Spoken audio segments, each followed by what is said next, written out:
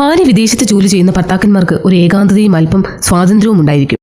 പാചകം ഒരു ശിക്ഷയാണെങ്കിൽ പാചകം കഴിഞ്ഞുള്ള പാത്രം കഴുകൽ കഠിന ശിക്ഷയായിരിക്കും അവർക്ക്. ഇതിനേക്കാളും പ്രശ്നം അതാത് ഡെപ്പികളിൽ അതാത് സാധനങ്ങളല്ലായിരിക്കും ഉണ്ടാകുക. ബിസ്ക്കറ്റ് ആണെന്ന് വെച്ച് സന്തോഷത്തോടെ തുറക്കുന്ന ഡെപ്പിയിൽ ഉള്ളിയും മുളകുമായിരിക്കും കാണുക. റവ പാത്രമാണെന്ന് വെച്ച് അത് തുറക്കുമ്പോൾ അതിൽ മൈദയായിരിക്കും.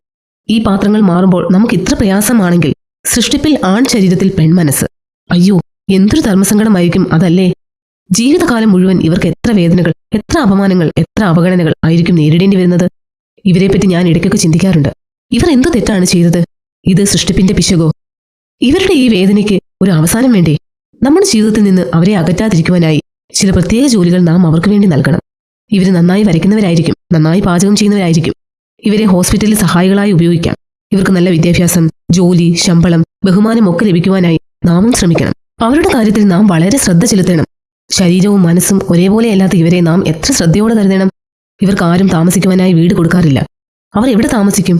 ആരും ജോലിയും നൽകാറില്ല. എങ്ങനെ ആഹാരം കഴിക്കും അവർ? ഇനി മുതലെങ്കിലും അവർക്ക് നാം സ്നേഹവും കരുതലും നൽകണം.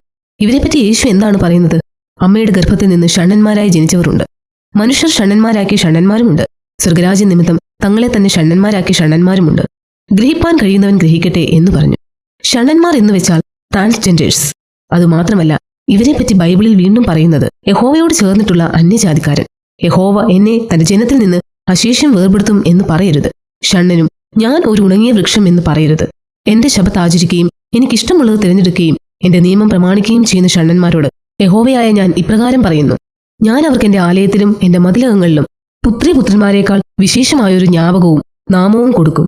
ഛേദിക്കപ്പെടാത്ത ഒരു ശാശ്വത നാമം തന്നെ ഞാൻ അവർക്ക് കൊടുക്കും.